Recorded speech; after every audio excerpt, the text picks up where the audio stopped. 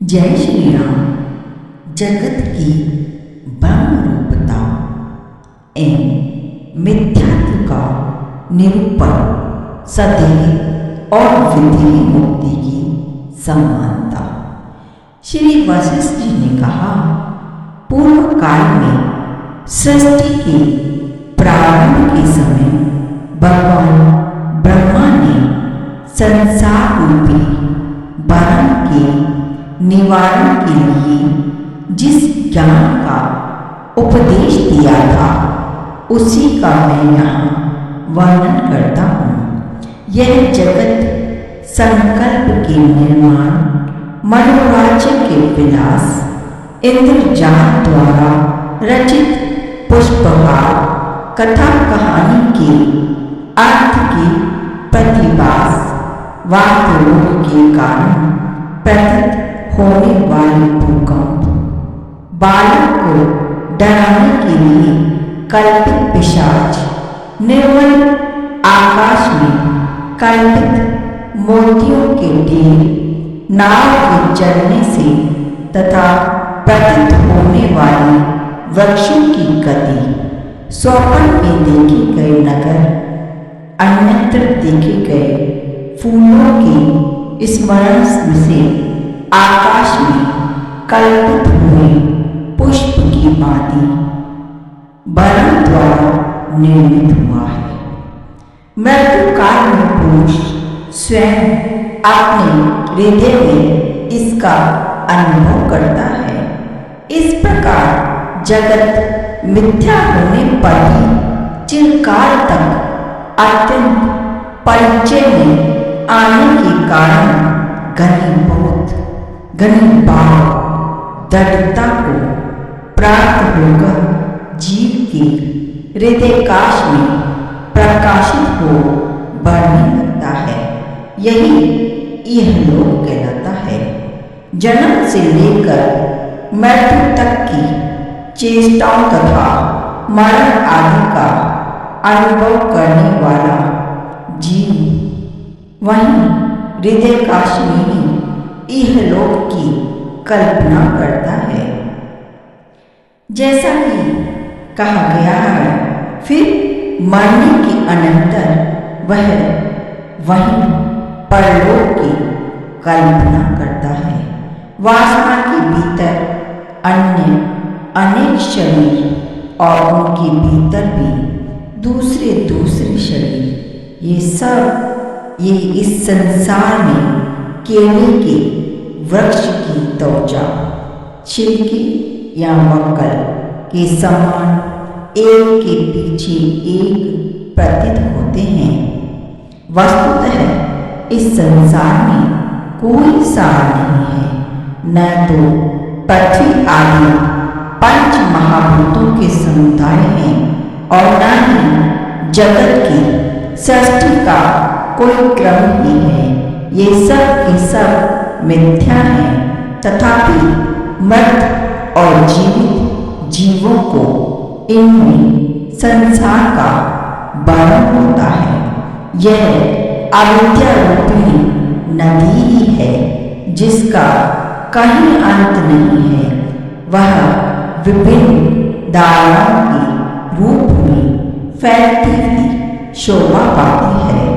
मूल पुरुषों के लिए यह इतनी विशाल है कि वे इसे पार नहीं कर सकते। सृष्टि रूपी चंचल तरंगों से ही यह तरंगवती जान पड़ती है। हे श्री राम, परमार्थ सत्य परमात्मा रूपी विशाल महासागर में बारंबार वे पुरानी और नई सृष्टि रूप असंख्य तरंगें उठती और विलीन होती रहती हैं। इस समय ब्रह्म कल्प का अव्यवभूत 72वां त्रेता युग चल रहा है। यह पहले भी अनेक बार हो चुका है और आगे भी होता रहेगा। यह वही पहले वाला त्रेता युग है और उससे विलक्षण ये जितने लोग हैं वे भी पूर्ववत हुए हैं और उनकी अपेक्षा नवीन भी है। इसी प्रकार तुम श्री राम भी अनेक बार त्रेता युग में अवतार ले चुके हो और भविष्य में भी लोगे। मैं भी कितनी ही बार वशिष्ठ रूप में उत्पन्न हो चुका हूँ और आगे भी होऊंगा। हमारे वे सभी रूप पूर्व के तुल्य होंगे और उनसे भिन्न भी। इस बात को मैं अच्छी तरह जानता हूँ। कभी सभी प्राणी, कभी धन, वैभव, बंधु बांधव, अवस्था, कर्म, विद्या, विज्ञान और चेष्टाओं में पूर्ण कल्प के समान होते हैं और कभी नहीं भी होते। जो अविद्या रूपी आवरण से रहित है, जिसका अंतःकरण एकाग्र हो चुका है, जिसके सभी संकल्प विकल्प शांत हो चुके हैं तथा जो स्वरूप सार तत्व सच्चिदानंद में हो गया है, वह विद्वान पुरुष परम शांति रूपी अमृत से तृप्त रहता है। हे स्वामी श्री राम, समुद्र की जल राशि शांत हो या उत्ताल तरंगों से युक्त, दोनों ही दशाओं में उसकी जलरूपता समान ही है।